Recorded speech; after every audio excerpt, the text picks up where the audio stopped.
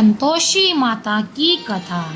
एक बुढ़िया थी, उसके 7 बेटे थे। 6 कमाने वाले थे, एक निकम्मा था। बुढ़िया माँ 6 पुत्र की रसोई बनाती, भोजन कराती और पीछे कुछ बचता वो 7वें को देती थी।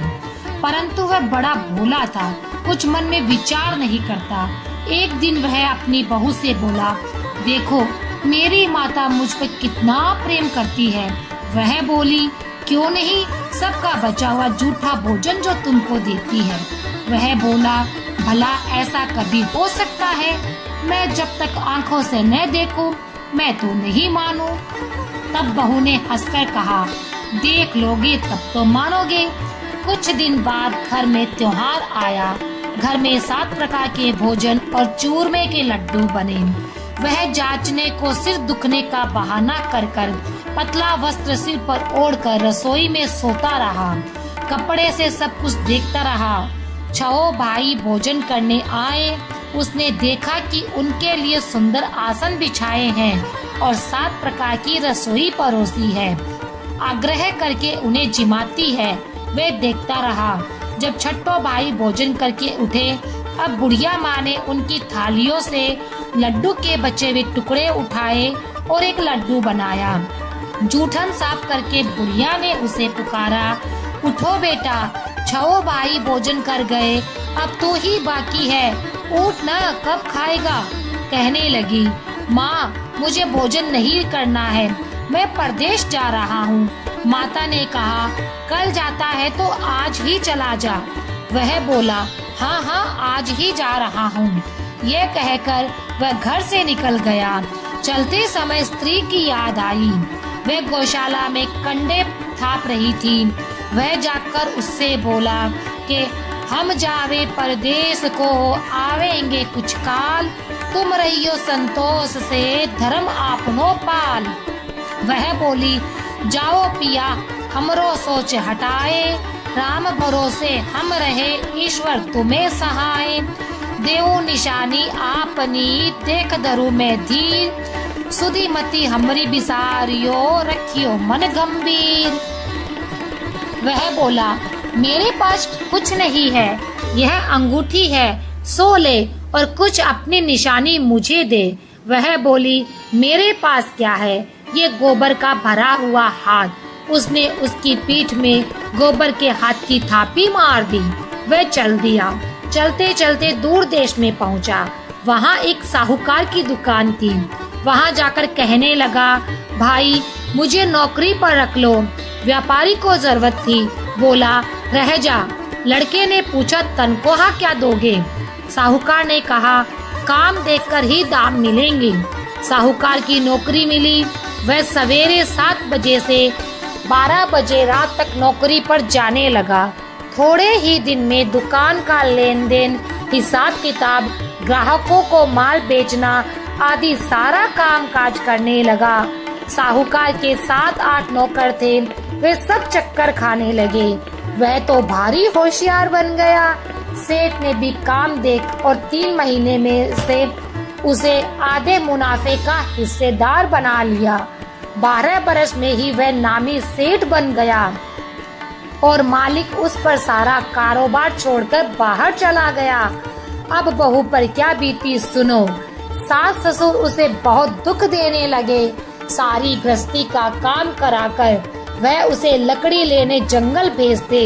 इस बीच घर की रोटियों के आटे से जो भूसी निकलती, उसकी रोटी बनाकर रख दी जाती और फूटे नारियल की नरेली में पानी। इस प्रकार दिन गुजरते रहे। एक दिन वह लकड़ी लेने जा रही थी कि रास्ते में बहुत सी स्त्रियां संतोषी माता का व्रत कर रही थी। वह वहां खड़ी हो गई। कथा सुनकर पूछने लगी, बहनों ये तुम किस देवी का व्रत करती हो और इसके करने से क्या फल मिलता है? इस व्रत के करने की क्या विधि है? यदि तुम अपने व्रत का विधान मुझे समझाकर कहोगी तो मैं तुम्हारा बड़ा उपकार मानूंगी। तब वह स्त्री बोली, ये संतोषी माता का व्रत है।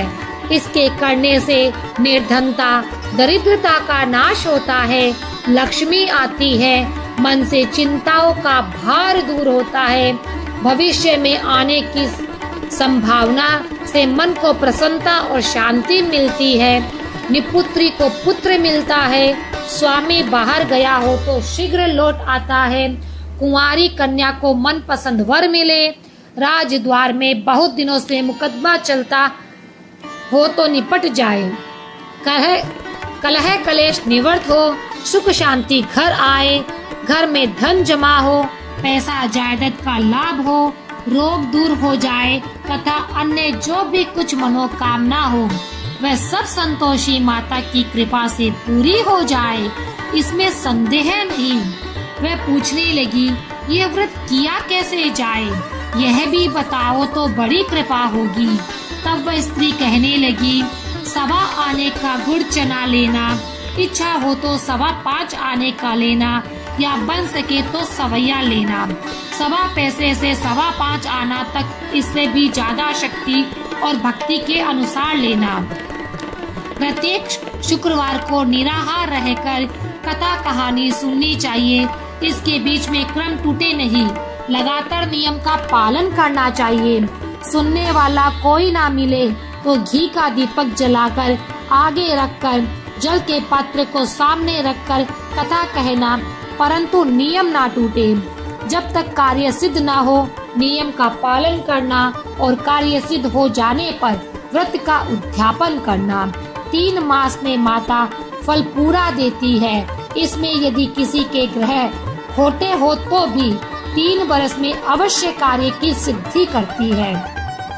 फल की सिद्धि होने पर ही उद्यापन करना चाहिए, बीच में नहीं।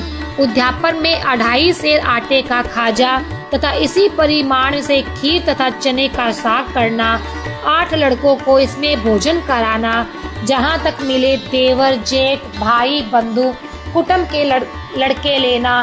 न मिले तो रिश्तेदारों और पड़ोसियों के लड़के बुलाना, उन्हें भोजन कराना तथा यथाशक्ति दक्षिणा देकर माता का नियम पूरा करना। उस दिन घर में कोई खटाई ना खाए। ये सब सुनकर बुढ़िया के लड़के की बहू चल दी। रास्ते में लकड़ी के बोझ को बेच दिया और उन पैसों से गुड़ चना लेकर माता के व्रत की तैयारी की। आगे चली, सामने मंदिर है। ये सुन माता के मंदिर में जा माता के चरणों में लौटने लगी। दीन हो विनती करने लगी, माँ मैं निपट अज्ञानी हूँ, व्रत के नियम कुछ जानती नहीं, बहुत दुखी हूँ। हे माता जगजननी, मेरा दुख दूर करके मैं तेरी शरण में हूँ। माता को दया आई। एक शुक्रवार बीता कि दूसरे शुक्रवार को ही उसके पति का पत्र आया और तीसरे को उसका भेजा हुआ पैसा आ पहुँचा। ये देख जेठ जेठानियाँ मुँह सिंकोड़ने लगी। इतने दिनों में इतना पैसा आया, क्या बड़ाई है। लड़के ताने देने लगे। काकी के तो अब पत्र आने लगे, रुपया आने लगा। अब तो काकी की खातिर बढ़ेगी, अब तो काकी बुलाने से नहीं बोलेगी। बेचारी सरलता से कहती, भैया कागज आए रुपया आए तो हम सबके लिए अच्छा ही है। ऐसा कहकर आंखों में आंसू भरकर संतोषी माता के मंदिर में मातेश्वरी के चरणों में गिरकर रोने लगी। माँ तुमसे पैसा कब मांगा है, मुझे पैसे से क्या काम है, मुझे तो अपने सुहाग से काम है। मैं तो अपने स्वामी का दर्शन और सेवा मांगती हूँ। तब माताजी ने प्रसन्न होकर कहा, जा बेटी तेरा स्वामी आएगा। ये सुनकर खुशी से बावड़ी हो घर में जाकर काम करने लगी। अब तो संतोषी माता विचारने लगी, इस भोली पुत्र को कह तो दिया कि तेरा पति आएगा, पर आएगा कहाँ से। वह तो इसे स्वप्न में भी नहीं याद करता, उसे याद दिलाने को मुझे जाना पड़ेगा। इस तरह माताजी बुढ़िया के बेटे को स्वप्न में प्रकट हो कहने लगी, साहूकार के बेटे सो रहा है या जागता है। वह कहता है, माता सोता भी नहीं हूँ जागता भी नहीं हूँ, बीच में हूँ, कहो माँ आज्ञा दो। माँ कहने लगी, तेरा घर बार कुछ है या नहीं। वह बोला, मेरे सब कुछ है माता, माँ बाप भाई और बहन है, बहू है, क्या कमी है। माँ बोली, भोले पुत्र तेरी घरवाली घोर कष्ट उठा रही है, तेरे माँ बाप उसे घोर कष्ट दे रहे हैं। वह तेरे लिए तरस रही है, तू उसकी सुध ले। वह बोला, हाँ माताजी, ये तो मुझे मालूम है, परंतु जाऊं कैसे? परदेश की बात है, लेन देन का कोई हिसाब नहीं, जाने का कोई रास्ता नजर नहीं आता, कैसे चला जाऊं? माँ कहने लगी, मेरी बात मान, सवेरे नहा धोकर संतोषी माता का नाम ले, घी का दीपक जला, दंडवत कर दुकान पर जाकर बैठ। देखते देखते तेरा लेन देन चुक जाएगा, जमा का माल बिक जाएगा, सांझ होते होते धन का भारी ढेर लग जाएगा। दूसरे दिन बस बहुत सवेरे जल्दी उठ भाई बंधुओं से अपने सपने की बात कहता है। वे उसकी बात अनसुनी कर उसकी हंसी उड़ाने लगे। कहीं सपने भी सच होते हैं क्या? एक बूढ़ा बोला, देख भाई, मेरी बात मान, इस तरह सांच झूठ करने के बदले देवी ने जो कहा है वैसा ही करने में तेरा क्या जाता है? अब वह बूढ़े की बात मान स्नादि से निवृत्त होकर संतोषी माता को दंडवत कर घी का दीपक जलाकर काम पर जा बैठा। थोड़ी देर में क्या देखता है कि देने वाले रुपया लाने लगे, खरीदार कोठे में भरे सामानों के नगद दाम दे सौदा करने लगे। शाम तक धन का ढेर लग गया। तब वह मन में माता का नाम ले चमत्कार देख प्रसन्न हो घर जाने के वास्ते गहना, कपड़ा आदि सामान खरीदने लगा। वहाँ के काम निपट वह तुरंत घर को रवाना हुआ। वहाँ बहू बेचारी जंगल में लकड़ी लेने जाती है। लौटते वक्त माताजी के मंदिर पर विश्राम करती है। वह रुकने का स्थान को ठहरा। कुछ दूर पर धूल उड़ती देख वह माताजी से पूछती है, हे माता, ये धूल कैसी उड़ रही है?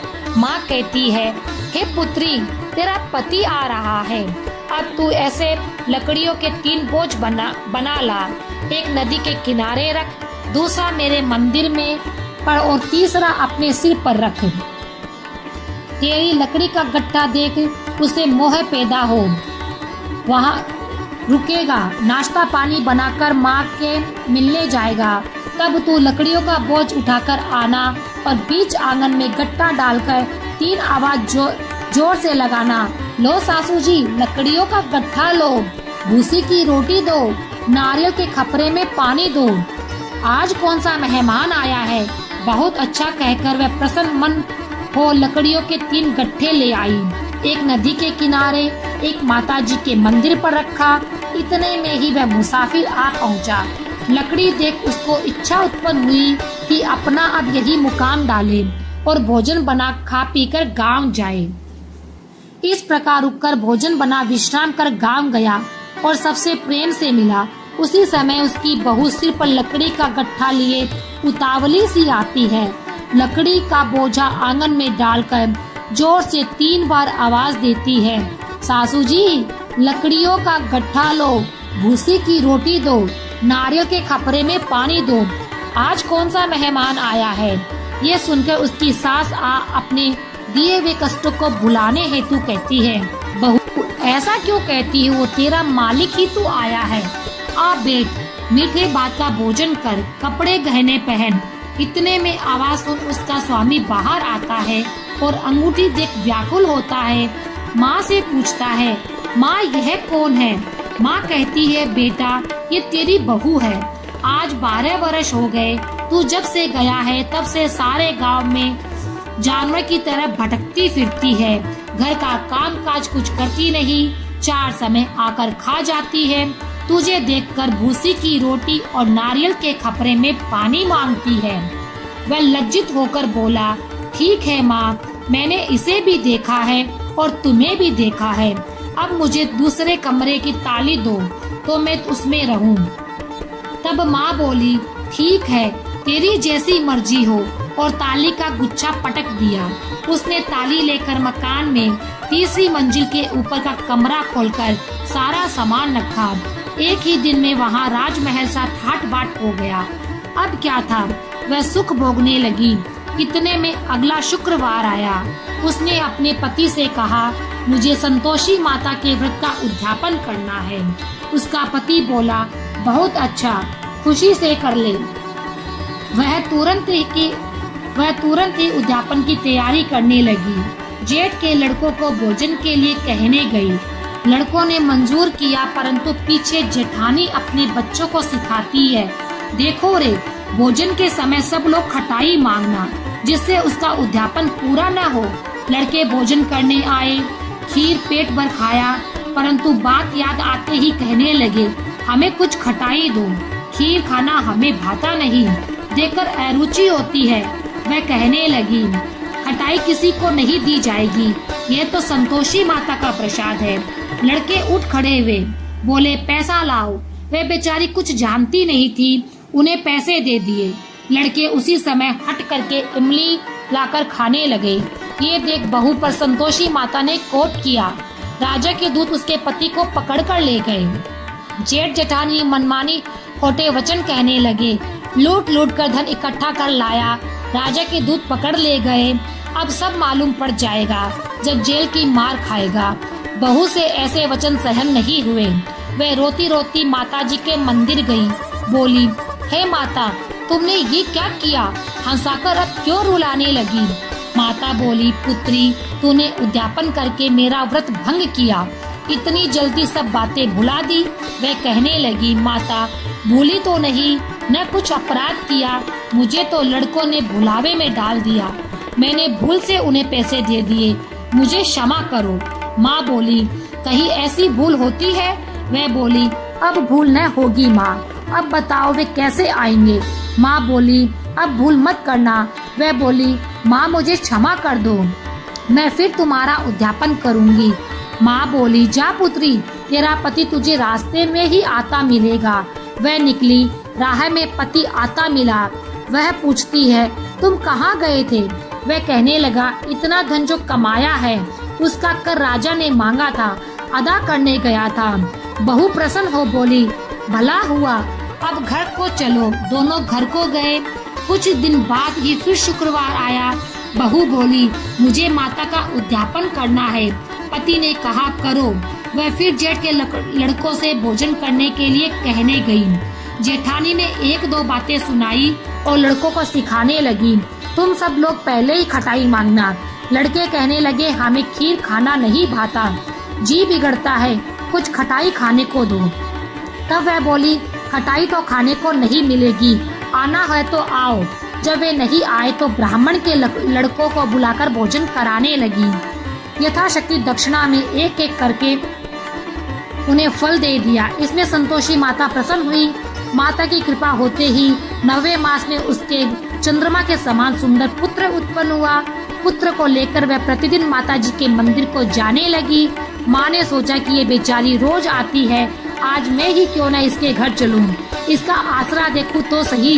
ये विचार कर माता ने भयानक रूप बनाया और चने से सना मुख, ऊपर से सूंड के समान होठ, उस पर मक्खियाँ भिनभिना रही थी, ऐसा रूप धारण कर पांव रखा।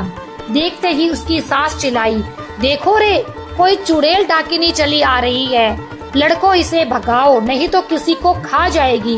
लड़के डरने लगे और चिल्लाकर खिड़की बंद करने लगे। बहू एक रोशनदान से देख रही थी, प्रसन्नता से विहल हो चिल्लाने लगी, आज मेरी माता घर आई है, ये के बच्चे को दूध पीने से हटाती है। इतने सास का क्रोध फूट पड़ा। बोली, रांड इसे देखकर क्यों उतावली हुई है, बच्चे को पटक दिया। इतने में माँ के प्रताप से जहाँ देखो वही लड़के ही लड़के नजर आने लगे। वह बोली, माँ जिसका व्रत करती हूँ ये वही संतोषी माता है। इतना कहकर शीघ्रता से घर के सारे किवाड़ खोल दिए। सब ने माता के चरण पकड़ लिए और विनती कर कहने लगी, हे माता, हम मूर्ख है, अज्ञानी है, पापिनी है, तुम्हारे व्रत की विधि हम नहीं जानते। तुम्हारा व्रत भंग करके हमने बहुत बड़ा अपराध किया है। हे जगन माता, आप हमारा अपराध क्षमा करें। इस प्रकार संतोषी माता प्रसन्न हुई। माता ने बहू को जैसा फल दिया वैसा माता सबको देना। जो पढ़े उसके मनोरथ को पूर्ण करना और जो पढ़ते समय हुंकारा भरे उनके भी सारे मनोरथ पूर्ण करना।